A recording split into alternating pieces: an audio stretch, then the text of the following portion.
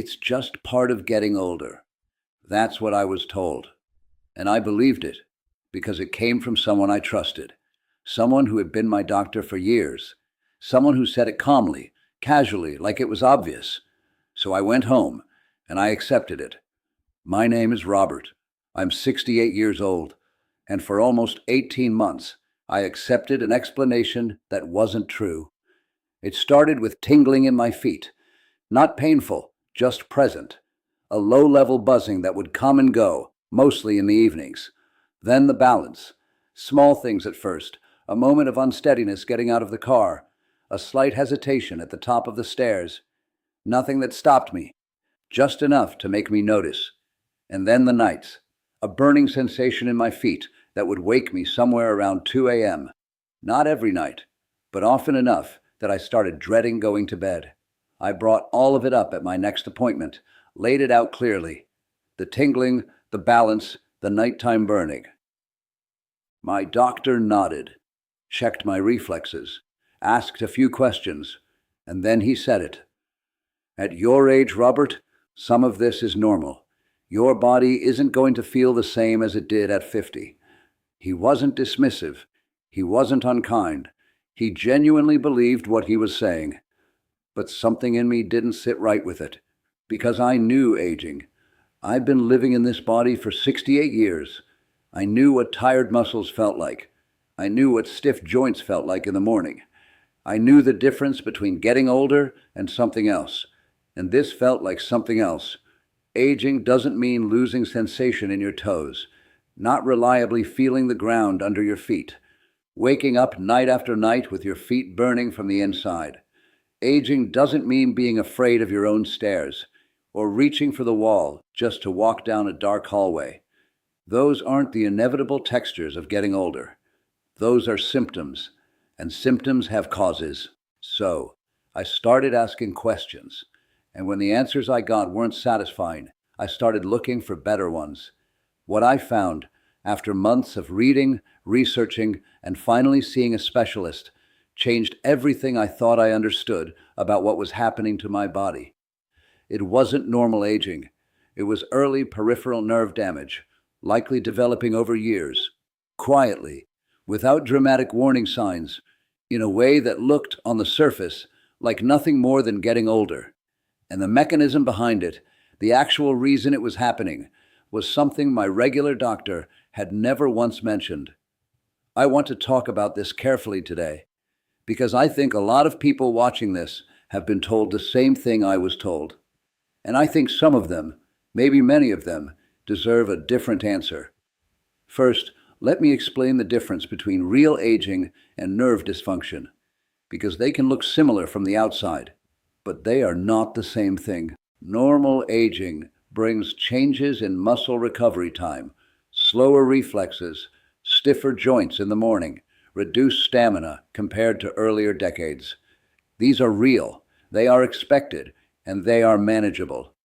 What is not a normal, inevitable part of aging is the progressive loss of sensation in the feet, persistent tingling or buzzing in the extremities, a burning quality of pain at night that disrupts sleep, increasing instability that makes familiar environments feel unsafe.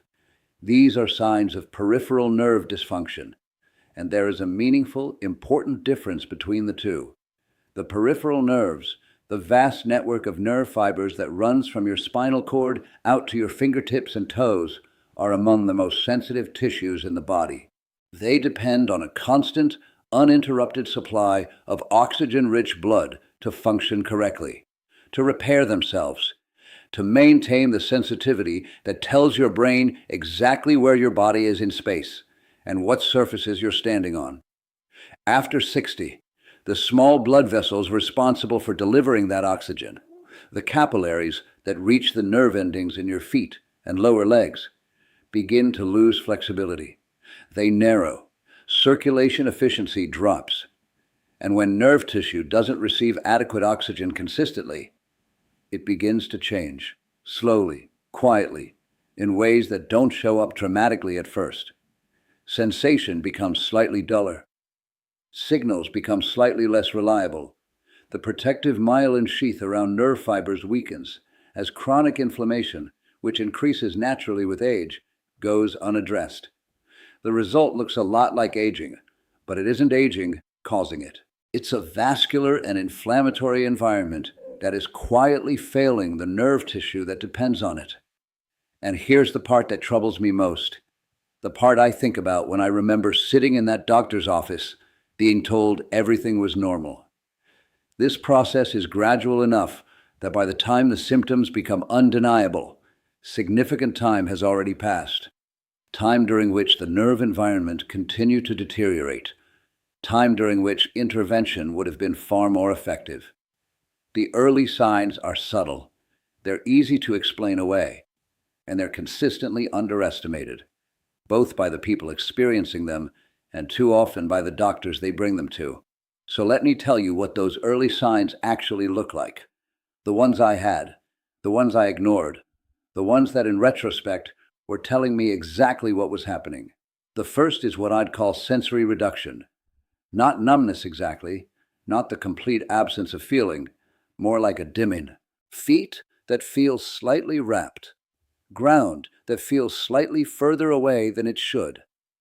Textures that used to register clearly, now arriving as something muted and approximate.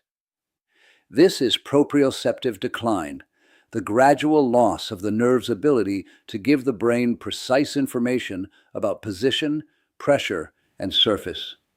And it is one of the earliest signs of peripheral nerve stress. The second early sign is intermittent tingling, particularly in the toes, the ball of the foot, or the fingers. This is a nerve firing inconsistently, attempting to send a signal and not quite completing it, like a light that flickers before it goes out entirely. It comes and goes. It's easy to rationalize, but it is not normal, and it is not random. The third sign is nighttime symptoms, burning, electric sensations, or deep aching in the feet that interrupt sleep. At night, circulation slows. The body is still, and nerve tissue that is already under stress from inadequate oxygen delivery during the day becomes significantly more distressed during those hours of reduced blood flow. The nighttime burning I experienced wasn't separate from the daytime tingling. It was the same process, just more visible when everything else slowed down. And the fourth sign, the one that finally made me take the near fall on my stairs seriously, is balance disruption that doesn't have an obvious cause. Not dizziness, not vertigo, just a subtle unreliability. A slight delay between what your feet are telling your brain and what your brain does with that information. Most people blame their ears, or their age, or their shoes. Very few people think to ask whether their peripheral nerves are still giving their brain the information it needs to keep them steady. But that is often exactly what's happening. Now, I want to tell you about the moment things shifted for me. After months of doing my own research, I came across something I hadn't encountered in any conventional medical conversation. The specific nutritional and circulatory factors that the nerve tissue needs to maintain itself and to begin recovering sensitivity are not mysterious. They're documented, they're studied, the research exists. What's missing is the conversation. The connection between what the nerve needs and what people over 60 are consistently failing to provide it. And when I found a method, a specific structured approach to nerve support built around that research, I finally felt like I was doing something that actually addressed the problem. Not managing a symptom, not accepting an explanation that didn't hold up, actually addressing it. I've left the full details of that method in the description below this video. But let me walk you through the foundation of it, because understanding why it works is what made me trusted enough to commit to it. 3 things determine whether aging nerve tissue stabilizes or continues to decline. The first is oxygen delivery, specifically microcirculation to the peripheral nerve endings. The capillaries that feed the nerves in your feet are the smallest blood vessels in your body. They're the first to be affected by age-related circulatory decline, and restoring their flexibility and function is the foundation of everything else. Nitric oxide support, through compounds like L-arginine and L-citrulline, helps blood vessel walls relax and open, improving oxygen delivery to the extremities where peripheral nerves are most vulnerable. Without this, nothing else works as efficiently as it should. The second is cellular energy production within the nerve. Nerve cells are metabologically intensive. They require significant amounts of energy to maintain their function, fire signals correctly, and carry out the repair processes that keep sensitivity intact. CoQ10 and acetyl-L-carnitine support the mitochondria inside nerve cells, the structures responsible for producing that energy. After 60, levels of both compounds decline significantly, and that decline has direct consequences for how well nerve tissue can sustain and repair itself. The third is reducing the inflammation that is actively working against nerve health. Chronic, low-grade inflammation, the kind that increases with age and goes largely unnoticed, degrades myelin, the protective sheath around nerve fibers. It creates an environment hostile to nerve repair. Alpha-lipoic acid, which crosses directly into nerve tissue, provides targeted antioxidant protection. Combined with the most bioavailable forms of B vitamins, particularly methylcobalamin, it supports the nerve's structural integrity and its capacity to restore signal quality over time. These three pillars, consistently, at therapeutic levels, over time. That is what the method I found was built around. And I want to tell you as plainly as I can what happened when I committed to it. Within the first few weeks, the nighttime burning began to ease. Not disappear, ease. The intensity shifted. I started waking up less often. By week 5, the tingling in my toes, which had become so constant I'd almost stopped registering it, was noticeably quieter. By week 8, I was walking barefoot in the kitchen, and I felt the tile. Not through a layer of dullness, directly, clearly, the way I used to. And the stairs. I went down my stairs one morning and realized, halfway down, that I hadn't thought about it once. No hesitation, no hand on the railing for reassurance, just down the stairs, the way I used to do it without thinking. I stood at the bottom, and I felt something I hadn't felt in a long time. Steady. I'm not telling you this was a complete reversal. I'm 68. I am realistic about what's possible.